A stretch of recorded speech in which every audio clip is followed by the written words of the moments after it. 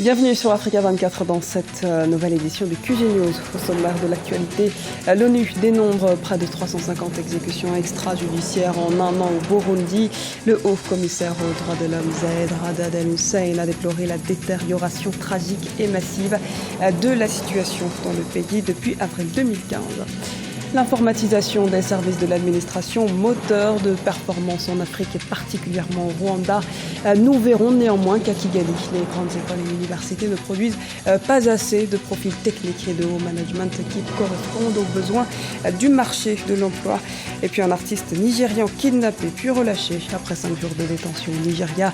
Ado Dairo Daoukaka avait été kidnappé ce vendredi 24 juin alors qu'il venait de publier une chanson qui dénonçait la corruption des parlementaires dans l'état de l'Adamawa. Des enquêteurs de l'ONU dénombrent plus de 300 exécutions extrajudiciaires commises au Burundi. Exécutions qui visent depuis un an des membres de l'opposition et de la société civile opposés au troisième mandat du président Pierre Nkurunziza, réélu en juillet 2015.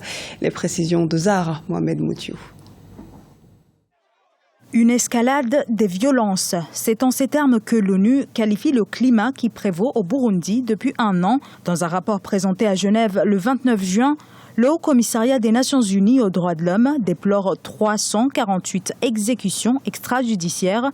Exécutions enregistrées entre avril 2015 et avril 2016 sur des membres de l'opposition et de la société civile opposés au troisième mandat du chef de l'État, Pierre Nkurunziza. Les violations infligées au peuple burundais incluent les exécutions extrajudiciaires, les meurtres, les disparitions forcées, les arrestations et détentions arbitraires, les tortures et autres formes de mauvais traitements, dont les violences sexuelles. Pour les Nations Unies, les responsables de ces violations et abus ne sont autres que les membres des forces de sécurité et de renseignement du gouvernement. Des accusations rejetées aujourd'hui en bloc par le pouvoir burundais. Nous refusons catégoriquement ces allégations. Le Burundi n'a pas fait ces exactions extrajudiciaires. Nous refusons ces allégations parce que nous sommes au Burundi. Nous vivons au Burundi. Nous savons qui fait quoi et comment le faire. Si ils ont des informateurs en dehors du Burundi, nous ne sommes pas d'accord avec eux et que nous avons nos propres investigateurs qui sont sur le terrain et qui peuvent fournir les informations réelles et réalistes. Donc, nous refusons catégoriquement ces allégations. Que la situation au Burundi est très très bien et n'en déplaise à ces commanditaires de ces rapports. Une situation sereine, rien n'est moins sûr. Depuis avril 2015, près de 270 000 Burundais ont pris les chemins de l'exil et les violences ont quant à elles fait au moins 500 victimes. Le climat d'insécurité persiste au Burundi, climat aggravé par un dialogue politique qui demeure dans l'impasse. Le groupement interpatronal du Cameroun souhaite lutter contre la contrebande et la fraude. Selon le GICAM, le Cameroun perd chaque année près de 200 milliards de francs CFA à cause de ces fléaux. Une situation qui n'est pas sans conséquences pour les entreprises et surtout pour l'économie camerounaise, avec en prime la menace sur l'emploi pour les sociétés productrices.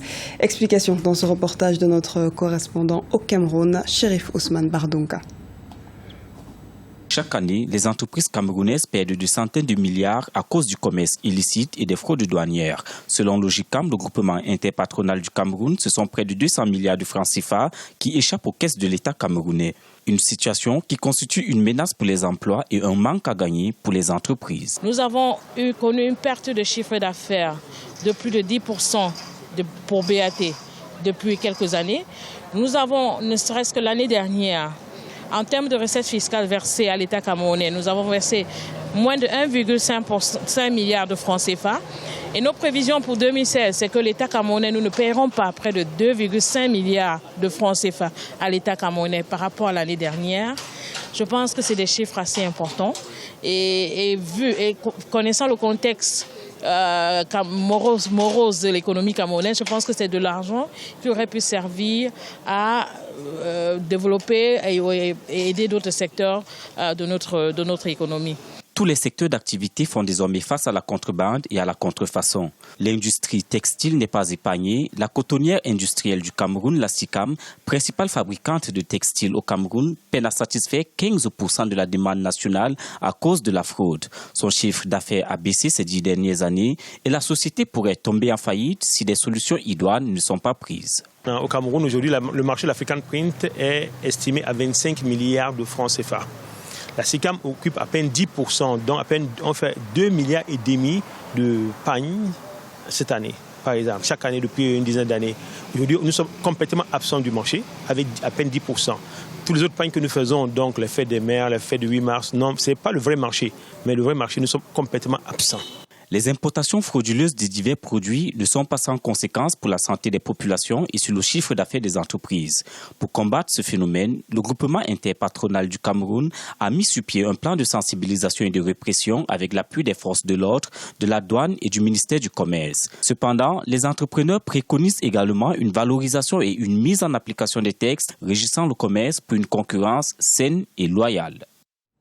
Le Rwanda compte informatiser d'ici 4 ans tous les services des 416 secteurs administratifs du pays, surtout grâce à la matière grise locale. 5 sociétés rwandaises évoluent actuellement sur le marché de la conception et du développement des logiciels dans le pays. Mais le déficit d'experts du domaine reste un défi, comme nous l'explique ce reportage à Kigali de notre correspondant Olive Adjakoto. Informatiser tous les services des 416 secteurs administratifs du Rwanda à l'horizon 2020, c'est l'ambition des autorités. Ainsi, en janvier 2016, elles ont confié à un informaticien local la conception d'un logiciel pour la meilleure gestion des finances de 50 000 enseignants. 6 mois après, le produit est fonctionnel et se veut une réelle révolution. Avant le logiciel, il y avait toujours des difficultés de maintenance, mais pour les nouvelles technologies que nous avons introduites, ça correspond exactement aux demandes des utilisateurs et c'est facile à faire une maintenance. C'est vraiment un logiciel qui nous permettra aussi d'intégrer avec d'autres logiciels les nouvelles applications comme les mobile banking, internet banking ou avec la nouvelle technologie des ATM machines. Donc pour nous, ça nous facilite vraiment la tâche. Richard Nzamouita est le concepteur du dit logiciel. Il exerce ce métier depuis 1997. L'un de ses plus grands succès est la conception et le développement d'un système de paiement numérique des travailleurs de la fonction publique au Rwanda. Cette révolution numérique a permis à l'État d'économiser 200 millions de francs rwandais dès la première utilisation du logiciel. Mais le Rwanda est encore loin d'être une puissance en informatique. Ce qui nous reste, c'est des développeurs. Il y en a, mais pas en quantité suffisante. Je ne pense pas qu'on ait suffisamment de développeurs, des gens capables de piloter de gros projets d'informatisation. Ce qui fait que souvent, quand il y a de gros projets, on est obligé de faire venir des experts extérieurs. Mais je pense que d'ici peut-être quelques années, 5 ans, avec toute la volonté politique que l'on voit, avec tous les encouragements que nous avons, je suis certain que d'ici 5 ans, le Rwanda sera un modèle aussi en informatique. Le secteur de l'informatique est en plein essor au Rwanda depuis 2005, selon les acteurs du domaine. Et le pays veut être un hub régional des technologies de l'information et de la communication d'ici 4 ans. Un musicien populaire dans le nord du Nigeria a été relâché après 5 jours de détention aux mains de ravisseurs non identifiés. Ado Dairo Daokaka a été libéré par ce ravisseur à 80 km de chez lui ce mercredi. Pour le chanteur, le lien entre la sortie de son nouveau titre sur la corruption et son kidnapping ne fait aucun doute, comme nous l'explique Mariama Dramé. Ado Daokaka est libre. Après 6 jours de captivité, le chanteur nigérian a été relâché ce mercredi par ses ravisseurs. Ces derniers l'accusent de dénoncer à travers une chanson l'incompétence des parlementaires dans l'État de l'Adamawa, une assemblée dominée par l'APC, le parti au pouvoir. Des hommes m'ont appelé pour me dire qu'ils étaient intéressés par un album que j'ai composé pour l'ancien gouverneur de l'État de Kano, prétextant qu'ils étaient eux aussi de Kano. Ils m'ont fait croire qu'ils voulaient faire avec moi et me rencontrer une première fois dans la nuit, mais j'ai refusé. Le vendredi dernier, l'un d'eux m'a accosté à la mosquée. L'homme qui m'a accosté m'a montré une voiture et m'a dit que son boss y était et qu'on devait y monter pour discuter avec ce dernier. qu'il me donnera une liste de noms pour que je compose une chanson pour eux. Quand je suis monté, un autre homme m'a pointé une arme sur le cou et un autre m'a bandé les yeux. Artwatch Africa, plateforme qui lutte pour les droits des artistes en Afrique, condamne cette arrestation. Le réseau panafricain dénonce également le manque de soutien des artistes face à ces problèmes. De plus en plus d'artistes, malheureusement, sont menacés, torturés par les autorités, alors que leur travail, c'est juste d'être le miroir de la société. Malheureusement, personne ne fait attention. C'est vraiment malheureux que les artistes, très souvent, sont utilisés pour dénoncer des faits de société. Mais après, quand eux, ils ont des problèmes, malheureusement, il n'y a plus personne. Donc, ils se retrouvent toujours tout seuls. Un artiste est très souvent un défenseur des droits de l'homme. Et voilà, et quand les organisations des droits de l'homme, ils ont besoin de quelqu'un pour chanter sur la violence envers les femmes, les droits des enfants ou dénoncer la corruption. On fait toujours appel à des artistes pour faire passer le message, mais quand eux, à présent, ils sont en danger, il n'y a plus personne. Même si le président Muhammadu Buhari a fait de la lutte contre la corruption une de ses priorités, il peine toujours à éradiquer ce phénomène. À travers son album, l'artiste Adu Daukaka souhaitait envoyer également un message fort. Ce musicien est en effet engagé et populaire dans le nord du Nigeria. Traumatisé et affaibli suite à son enlèvement, l'artiste est hospitalisé.